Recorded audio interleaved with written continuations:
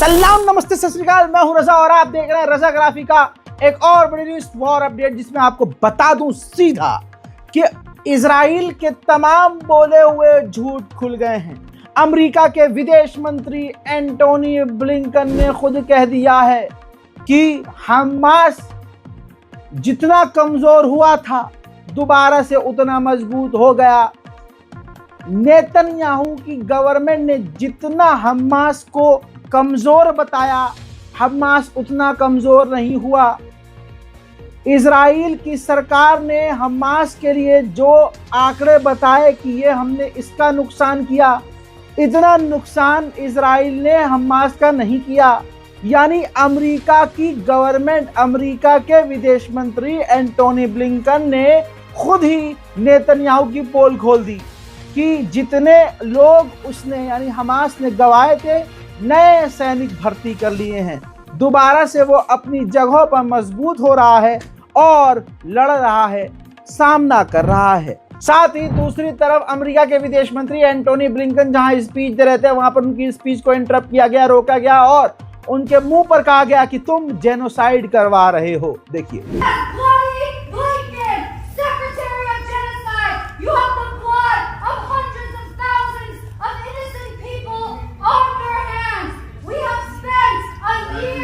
We have spent a year trying to appeal to your humanity in front of your house. We've written you letters. We've held car rallies. The blood of innocent civilians, of children, is on your hands. We will not forgive. We will not forget. We will hold you accountable. We will hold you accountable. Lloyd Lincoln, Secretary of Genocide. Shame! Shame on you! वहीं Antony Blinken ने जो बात कही वो तमाम अंतर्राष्ट्रीय reports भी कह रही हैं।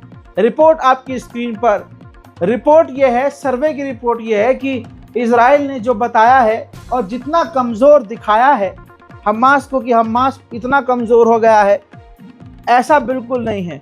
हालांकि हुआ यह है कि दूसरे इलाके में इजराइल कमज़ोर और हमास मजबूत हुआ है। रिपोर्ट में यह बताया गया है कि हमास दोबारा से मजबूत हो गया है दूसरे इलाकों में एक बार फिर से। वहीं इजराइल के सैनिक अब जब चारों तरफ से फंस चुके हैं, दुनिया से गाली सुन रहे हैं, विदेशों में गिरफ्तार होने की उनकी संभावनाएं हैं, दुनिया इनसे नफरत कर रही है और ये मेंटली डिस्टर्ब हो रहे हैं और इनको अब एहसास हो रहा है कि इन्होंने कुछ ज़्यादा ही गलत कर दिया है। तो अब इजराइल के सैनिक लड़ने से इनकार कर रहे हैं।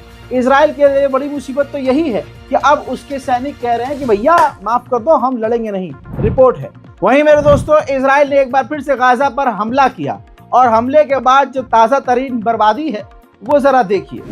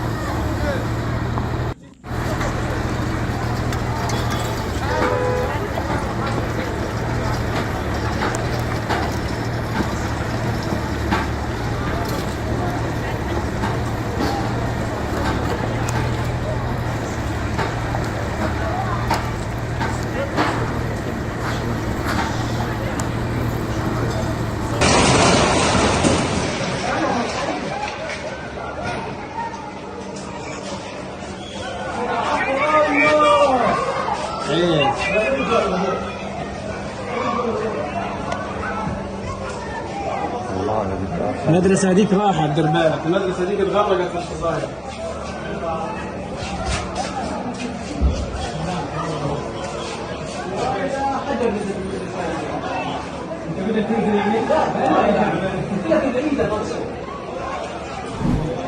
उधर गाजा में सबसे ज़्यादा आज भी जो नमाज पढ़ी जा रही है वो नमाज जनाजा है। हाल में जो लोग मारे गए उनकी नमाज जनाजा आपके सामने।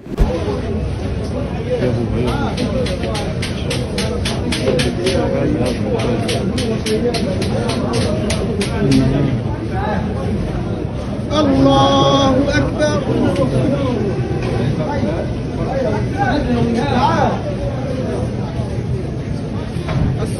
इजराइल घरों को उजाड़ रहा है, खानदान उजाड़ रहा है।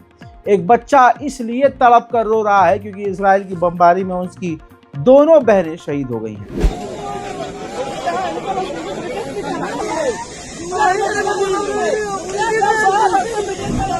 इजराइल के नरसंहार में अब तक 46,645 से ज्यादा फिलिस्तीनियों की शहादत हो चुकी है।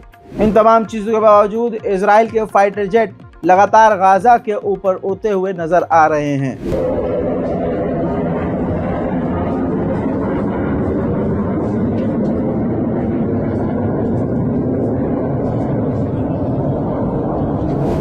गाजा के अथॉरिटी ने कहा है कि इजराइल पानी को हथियार की तरह इस्तेमाल कर रहा है, पानी पर कब्जा किया हुआ है और पानी वो गाजा के अंदर आने नहीं दे रहा है। तारीख़ इस्लाम में आपको याद होगा कि इमाम हुसैन और उनके कबीले के घर वालों को, अहले बैत को घेर कर यजीद ने यही किया था।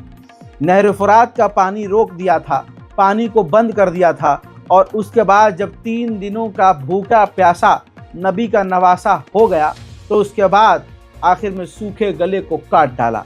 यही इजराइल कर रहा है। आज अगर आपको इस ज़माने में करबला देखनी है तो गाजा फिलिस्तीन देख लीजिए। इजराइल को खुश करने के लिए इजराइल के इशारे पर फिलिस्तीन अथॉरिटी की मिलिट्री वेस्ट बैंक फिलिस्तीन के इलाके में फिलिस्तीनियों के घरों पर हमला कर रही है, गोलीबारी कर रही है, बमबारी कर रही है, जिसके बाद जो मंजर है वो ठीक ऐसे ही है जैसे इजराइल जब किसी फिलिस्तीनी इलाके में घुसता है और फिर वहां से निकलता है तो धुआं, तबाही, मलबा, चीख पुकार। वैसे ही ठीक मंजर अब है जब फिलिस्तीन के ही इलाकों में फिलिस्तीन की मिलिट्री ये काम कर रही है। अल्लाहु अकबर।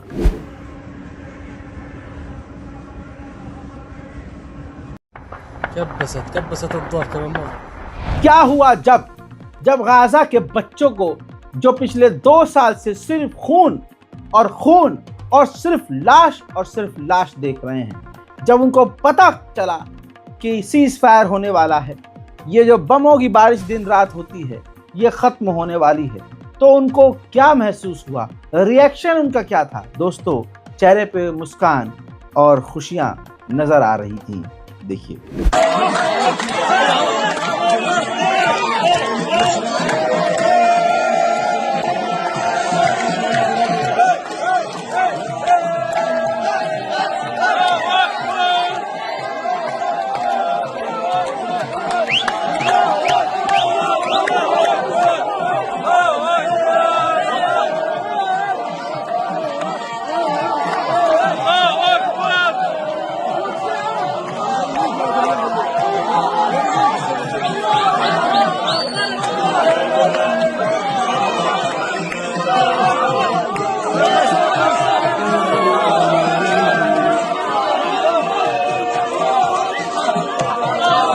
उधर आईसीसी के चीफ ऑफ प्रोसिक्यूटर ने इजराइल के मुंह पर थूकते हुए कहा है कि इजराइल और दूसरे इजराइल के समर्थक देश जो नेतन्याहू के अरेस्ट वारंट पर ऑब्जेक्शन व्यक्त कर रहे हैं, उनके ऑब्जेक्शन को रिजेक्ट कर दिया जाए और नेतन्याहू की गिरफ्तारी का वारंट जारी रखा जाए।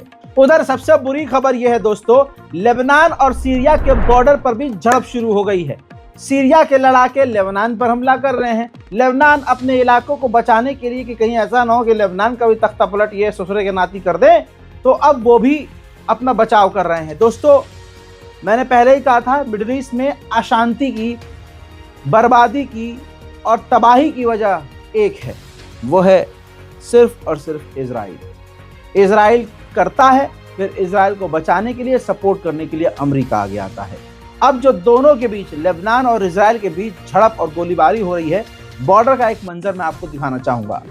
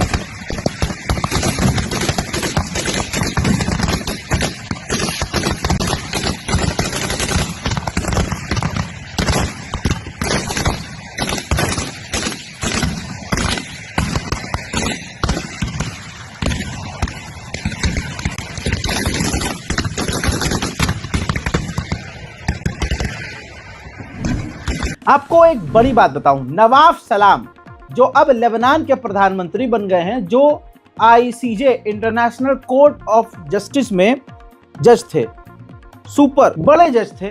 और सबसे बड़ी बात ये कि आईसीजे के ये प्रेसिडेंट थे, इंटरनेशनल कोर्ट ऑफ जस्टिस के प्रेसिडेंट थे। अब जब वो लेबनान के प्रधानमंत्री बने तो उन्होंने आईसीजे के प्रेसिडेंटल पद से इस्तीफा दे दिया। जब ये आईसीजे में प्रेसिडेंट थे तो इनके साथ साथ पूरे जो जज थे, सारे जज वो इजराइल के खिलाफ थे। सिर्फ एक महिला जज इजराइल के सपोर्ट में थी। अब मामला ये हो गया है कि इन्होंने दे दिया रिजाइन। जो नवाफ सलाम हैं उन्होंने रिजाइन दे दिया है। अब उनके रिजाइन देने के बाद आईसीजे की जो प्रेसिडेंट बनने वाली हैं वो वही महिला जज हैं जो इजराइल के वाहिद अकेले सपोर्ट में हुआ करती थी। तो नवाफ सलाम का रिजाइन देना आईसीजे को भारी पड़ रहा है। तमाम जज जो कल तक इजराइल के खिलाफ थे और एक महिला जज जो इजराइल के सपोर्ट में थी, अब वही आईसीजे की प्रेसिडेंट बनने वाली है। मेरे दोस्तों, स्टूडियो में नहीं हूं, अपनी पूरी भारी भरकम टीम के साथ नहीं हूं, जहां भी हूं बस इतना कहूंगा कि हैदराबाद में हूं और मुश्किल है यहां से स्टूडियो से बाहर, क्योंकि सारी फैसिलिटी नहीं होती है। लेकिन फिर भी एक भी बड़ी खबर मैं और मेरी टीम आपसे छूटने नहीं देगी। गुजारिश करूंगा हाथ जोड़कर कि सपोर्ट कीजिए, चैनल को सब्सक्राइब कीजिए, वीडियो को शेयर कीजिए, ताकि दुनिया तक, तमाम दुनिया तक अपडेट जाता रहे और हम मिडिल ईस्ट में जो मुसलमानों के साथ हो रहा है उससे बाखबर रहें। जय हिंद।